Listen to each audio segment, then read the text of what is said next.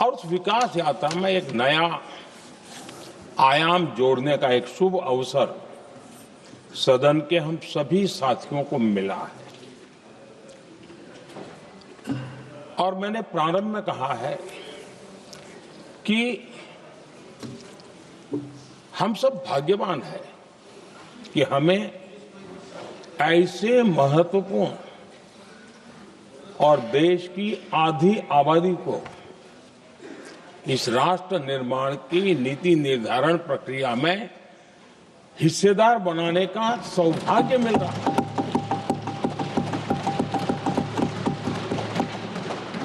ये हम लोगों के लिए सौभाग्य है और मैं चाहता हूं कि मेरे सभी माननीय सांसद, मैं इधर उधर की आज बात करना नहीं चाहता हूं, हम सभी सांसद इस महत्वपूर्ण अवसर को जाने न दें।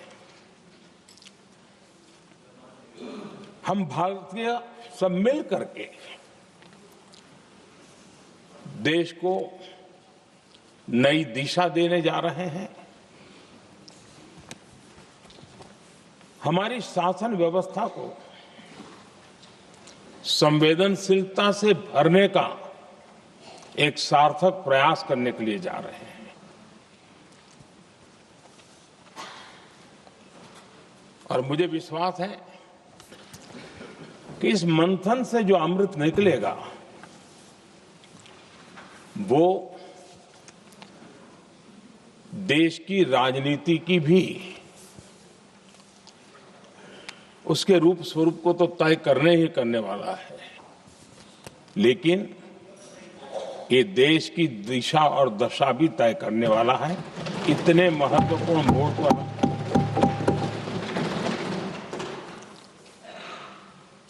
आदरणीय अध्यक्ष जी, 21वीं सदी में भारत एक नए आत्मविश्वास के साथ आगे बढ़ रहा है। विश्व में भी आज भारत की स्वीकृति हम सब महसूस कर रहे हैं और ये हम सबके लिए गौरव का पल है। एक समय हमारे पास आया है और इस समय को हमने एक विकसित भारत के संकल्प के साथ जोड़ा है। और मैं पक्का मानता हूं कि विकसित भारत का मतलब केवल उत्तम प्रकार के रेल, रास्ते, इंफ्रास्ट्रक्चर या कुछ आर्थिक प्रगति के आंकड़े, सिर्फ इतने से ही विकसित भारत की सीमित कल्पना वाले हम लोग नहीं हैं। हम चाहते हैं कि विकसित भारत जिसके नीति निर्धारण में साच अर्थ में सबका साथ सबका विकास का मंत्र समाहित हो, देश की 50% जनसंख्या नीति निर्धारण का हिस्सा बने, ये समय की मांग है। हम पहले ही देरी कर चुके हैं, कारण कोई भी होंगे, जिम्मेवार कोई भी होंगे, लेकिन इस सच्चाई को हमें स्वीकार करना होगा कि जब हम अकेले मिलते हैं तब मानते हैं हाँ यार, लेकिन जब सामूहिक रूप से मिलते हैं, मुझे याद है कि जिस इसकी प्रक्रिया चली थी, सभी दलों से मिलना हुआ है, एक दल को छोड़ करके जिन जिन से मिलना हुआ है, हर एक ने सैद्धांतिक विरोध नहीं किया है। बाद में जाकर के जो कुछ भी हुआ होगा, राजनीतिक दिशा पकड़ी जा रही है, लेकिन जो राजनीतिक दिशा में ही सोचते हैं, मैं उनको भी एडवाइज करना चाहूंगा, एक मित्र के रूप में एडवाइज करता हूं और सबको काम आएगी। हमारे देश में जब से विमेन रिजर्वेशन को लेकर के चर्चा हुई है और उसके बाद जब जब चुनाव आया है, तो हर चुनाव में महिलाओं को मिलने वाले इस अधिकार का जिसने विरोध किया है, जिसने विरोध किया है, देश की महिलाओं ने उन्हें माफ नहीं किया है। उनका हाल बुरे से बुरा किया है। लेकिन ये भी देखिए कि 24 के चुनाव में ऐसा नहीं हुआ। क्यों नहीं हुआ? ये इसलिए नहीं हुआ कि 24 में सबने सहमति इसको पारित किया तो ये विषय ही नहीं रहा। किसी के पक्ष में पॉलिटिकल फायदा नहीं हुआ, किसी का नुकसान भी नहीं हुआ। सहज रूप से जो मुद्दे थे उन मुद्दों के आधार पर चुनाव लड़ा, क्योंकि 24 में सब साथ में थे। कुछ लोग यहां हैं, कुछ लोग नहीं है, लेकिन सब साथ में थे। आज भी मैं कहता हूं, अगर हम सब साथ में जाते हैं तो इतिहास गवाह है कि ये किसी एक के राजनीतिक पक्ष में नहीं जाएगा, ये देश के लोकतंत्र के पक्ष में जाएगा, देश के सामूहिक निर्णय शक्ति के पक्ष में जाएगा और हम सब उसके यश के हकदार होंगे। न ट्रेजरी बैंक उसका हकदार रहेगा, न मोदी उसका हकदार रहेगा, यहां बैठे हुए सब हकदार रहेंगे। और इसलिए जिन लोगों को इसमें राजनीति की बू आ रही है, मैं चाहूंगा कि वो खुद के परिणामों को पिछले 30 साल में देख ले। फायदा उनका भी इसी में रास्ता दिखाता हूं, इसी में फायदा है कि जो नुकसान हो रहा है उसे बच जाओगे। और इसलिए मैं समझता हूं कि इसको राजनीतिक रंग देने की जरूरत नहीं है। आदरणीय अध्यक्ष जी, मुझे याद है तब तो मैं शासकीय व्यवस्था की राजनीति में नहीं था, मैं एक संगठन के कार्यकर्ता के नाते काम करता था। उस समय एक चर्चा सुनने को मिलती थी गलियारों में कि देखिए ये कैसे लोग हैं,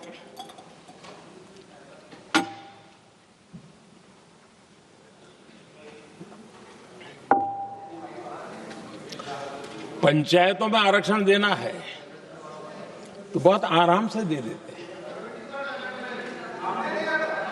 लेकिन आप कह रहे तो कह रहे हैं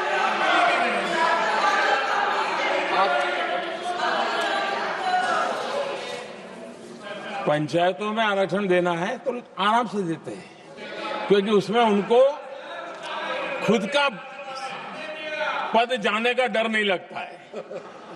उसको लगता है हम सुरक्षित यार वहां दे दो।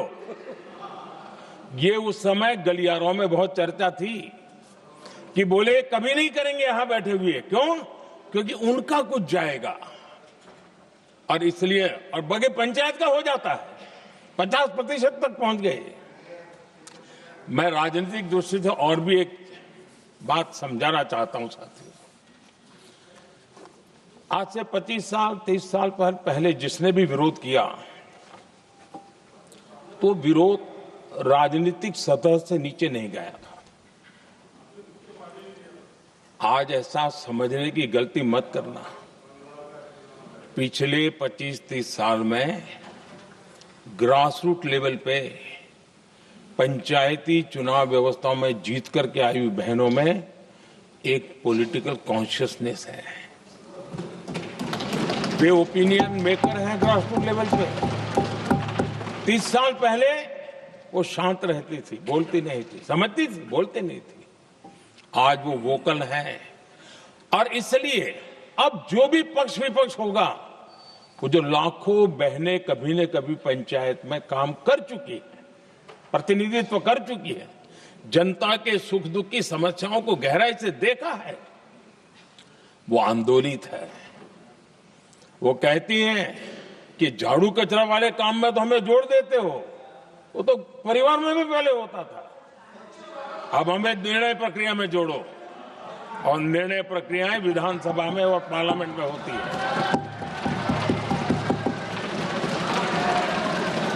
और इसलिए मैं राजनीतिक जीवन में जो लोग प्रगति चाहते, मैं किसी भी सांसद की बात करता हूं, किसी भी एमएलए की बात करता हूं, ये दल वो दल की बात मैं नहीं कर रहा हूं। जो भी राजनीतिक जीवन में सफलतापूर्वक आगे बढ़ना चाहते हैं, उनको ये मान के चलना पड़ेगा कि पिछले 25-30 साल में लाखों बहनें ग्रास रूट लेवल पर लीडर बन चुकी हैं। अब उनके अंदर सिर्फ यहां 33% का नहीं, वहां भी वो आपके फैसलों को प्रभावित करने वाली है।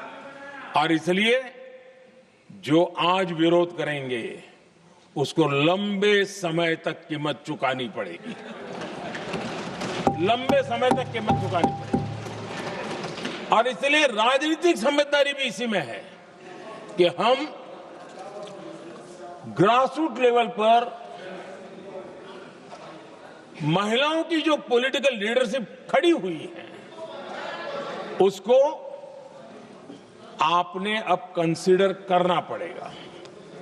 यहां मैंने सुना हमारे मुलायम सिंह जी थे, तब से एक विषय चला रहे हैं, उनके परिवार वाले पे भी चला रहे हैं।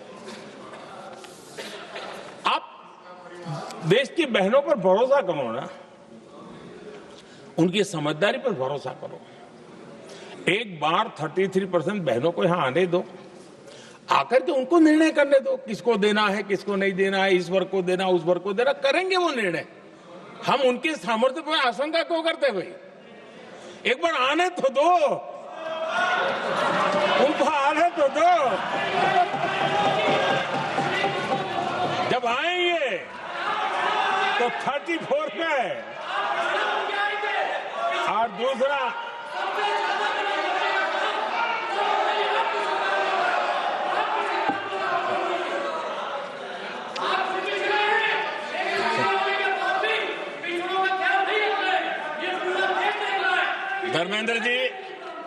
धर्मेंद्र जी मैं आपका बहुत आभारी हूं कि आपने मेरी पहचान करा दी। ये बात सही है, मैं अति पिछड़े समाज से आता हूं।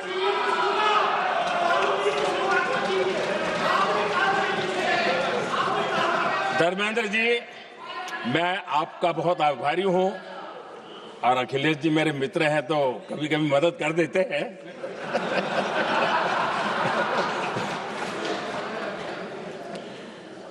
ये बात सही है कि मैं अति पिछड़े समाज से आता हूं, लेकिन मेरा दायित्व समाज के सबको साथ लेके चलने का है, और यही मेरे संविधान ने मुझे यही रास्ता दिखाया है। मेरे लिए संविधान ही सर्वोपरि है, और इसलिए और ये संविधान की ताकत है कि मेरे जैसा अत्यंत छोटे समाज का, अति पिछड़े समाज के व्यक्ति को इतना बड़ा दायित्व देश ने दिया।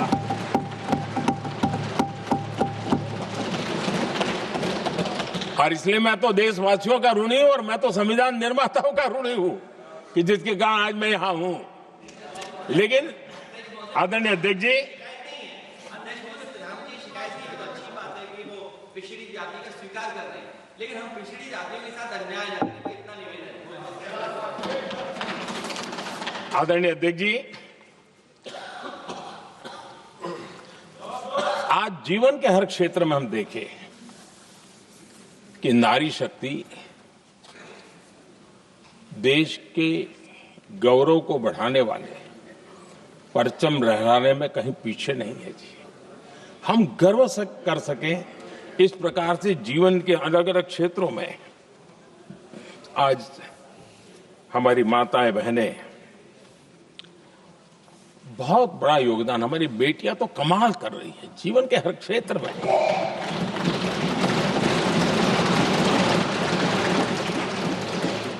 इतना बड़ा सामर्थ्य, उसको हम हिस्सेदारी से रोकने के लिए क्यों इतनी ताकत खपा रहे हैं जी? उनके जुड़ने से सामर्थ्य बढ़ने वाला है। और इसलिए मैं आज अपील करने आया हूं आपके पास कि इसको राजनीति के तराजू से मत तोलिए। यह राष्ट्रहित का निर्णय है।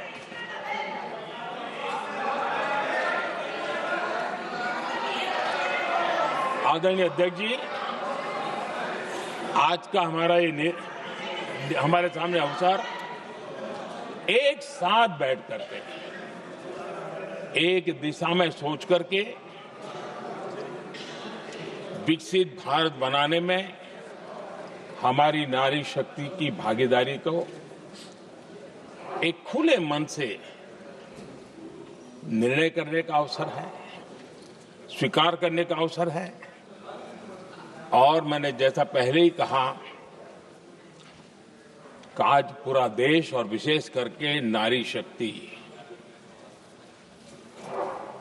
हमारे निर्णय तो देखेगी, लेकिन निर्णय से ज्यादा हमारी नीयत को देखेगी। और इसलिए हमारी नीयत की खोट देश की नारी शक्ति कभी माफ नहीं करेगी।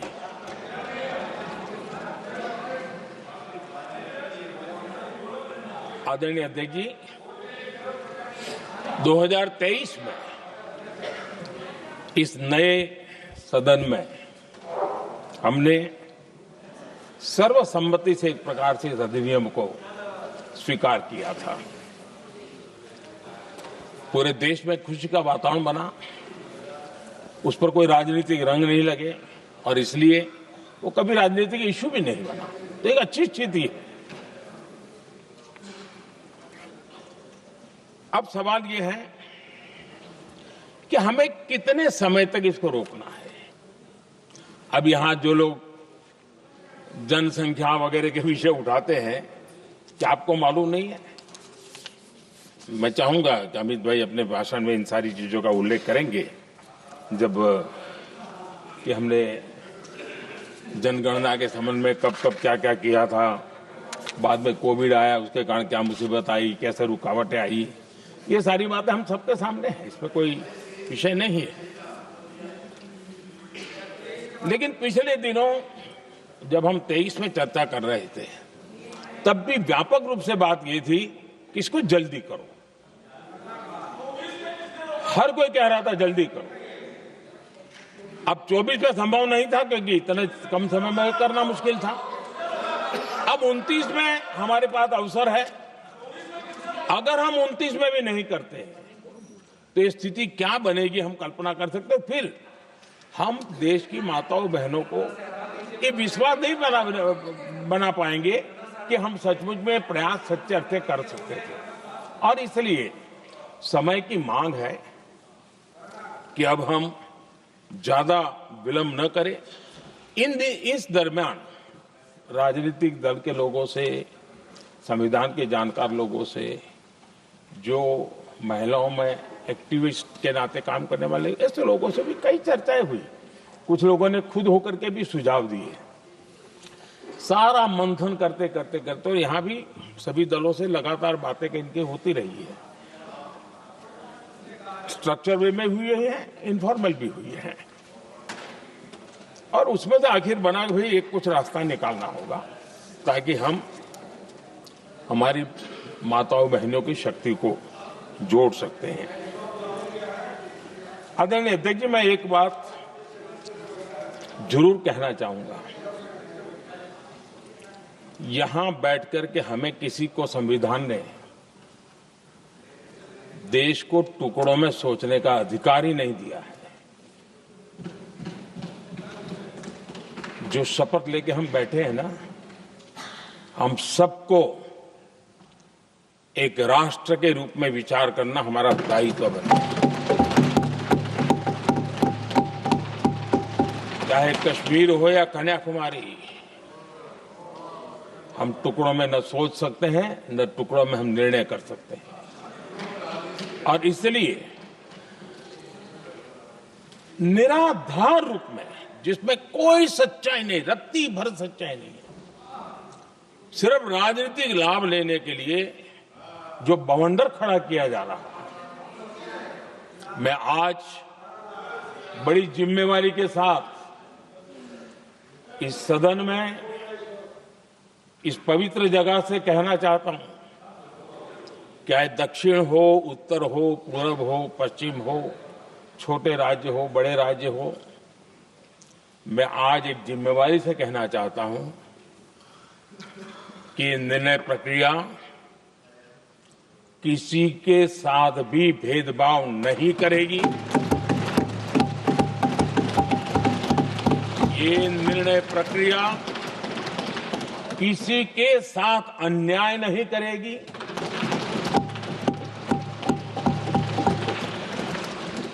भूतकाल में जो सरकारें रही और जिनके कालखंड में जो परिसीमन हुआ और जो अनुपात उस समय से चला आ रहा है, उस अनुपात में भी कोई बदलाव नहीं होगा और वृद्धि भी उसी अनुपात में होगी।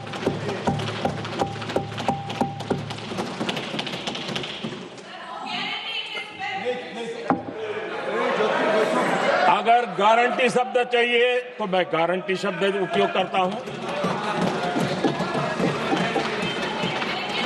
वादा की बात करते हो तो मैं वादा शब्द उपयोग करता हूं। अगर तमिल में कोई अच्छा शब्द हो तो वो भी मैं बोलने के लिए तैयार हूं।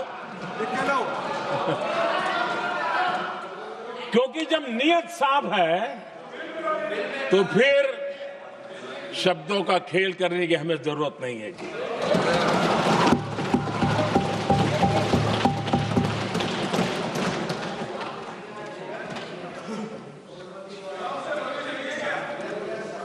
आदरणीय अध्यक्ष जी,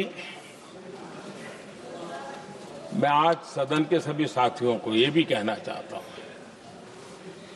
कि साथियों, हम भ्रम में न रहे।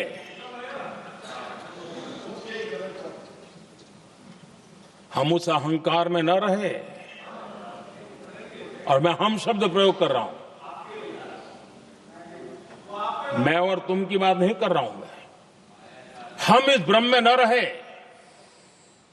कि हम देश की नारी शक्ति को हम कुछ दे रहे हैं। जी नहीं, उसका हक है। और हमने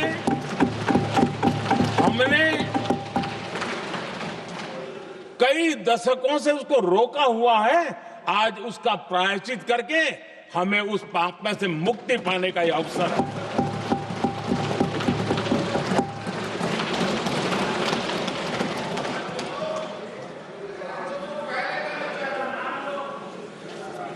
हम सब जानते हैं हर एक ने कैसे चालाकी की हर बार, चतुराई की। बिल्कुल हम तो इसके पक्ष में ही हैं, लेकिन हम इसके साथ ही हैं। लेकिन हर बार कोई न कोई टेक्निकल पूंछ लगा दी इसको और इसको रोका गया। हर बार ऐसी चीजें लाई गई है। हिम्मत नहीं है कि हम 33% महिलाओं के आरक्षण का विरोध कर पाए। वो तो जमाना चला गया। आपको करना नहीं है, लेकिन कहने की हिम्मत भी नहीं है। और इसलिए टेक्निकल बहानेबाजी, ये करो तो ये, वो करो तो वो, डिगरा करो। अब देश की नारी को नहीं समझा पाओगे। सदन में नंबर का खेल क्या होता है वो तो समय तय करेगा। लेकिन ये पक्का है कि अब इन भांति भांति के बहानेबाजी, भांति भांति टेक्निकल मुद्दों के आधार पर चीजों को उलझा करके 3 दशक तक इसको अड़ंगे डाले, हमने फंसा के रखा। आपने जो अचीव करना था कर लिया, अब छोड़ दो ना भाई। 3 दशक कम पड़ते हैं क्या रोकने में? 3 दशक तक आपने रोका, फिर भी कुछ कर नहीं पाए, तो अब तो करो।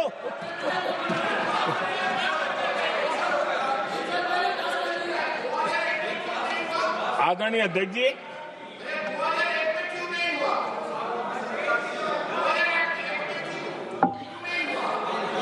यहां कुछ लोगों को लगता है, आदरणीय अध्यक्ष, यहां कुछ लोगों को लगता है इसमें कहीं न कहीं मोदी का राजनीतिक स्वार्थ है।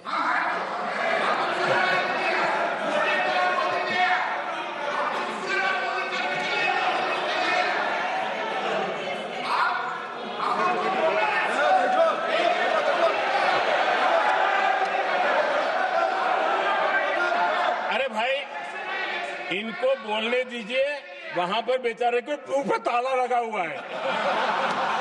बहुत बगल में कोई बोलने नहीं देता उसको।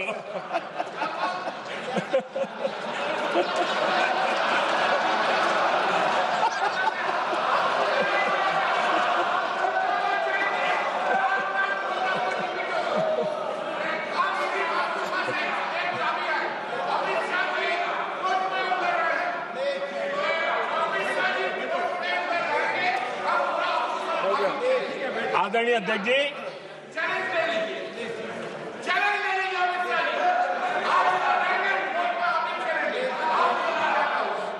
आदरणीय अध्यक्ष जी, देखिए इसका अगर विरोध करेंगे तो स्वाभाविक है कि राजनीतिक लाभ मुझे होगा, लेकिन साथ चलेंगे तो किसी को भी नहीं होगा, ये लिख के रखो, किसी को नहीं रहेगा, क्योंकि एक फिर अलग पहलू हो जाता है, फिर किसी को फायदा नहीं होता। और इसलिए हमें क्रेडिट नहीं चाहिए।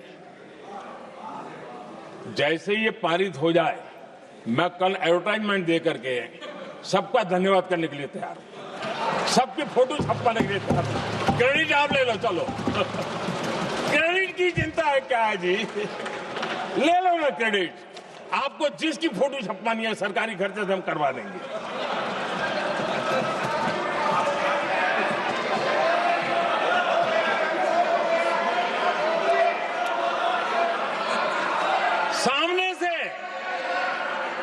सामने से क्रेडिट का ब्लैंक चेक आपको दे रहा हूं।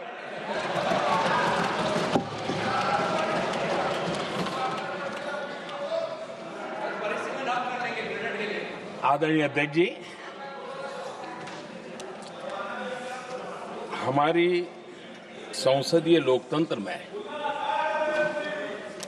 महिलाओं की भागीदारी ये सिर्फ आंकड़ों का खेल या एक लोकतांत्रिक व्यवस्था में सुधार इतना सीमित नहीं है।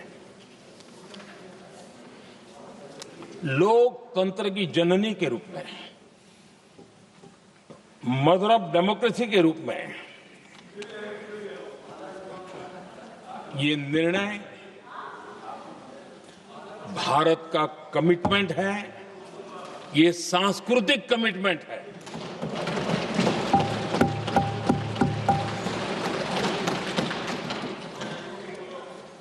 और इसी कमिटमेंट के कारण पंचायतों में ये व्यवस्था बनी और अब तो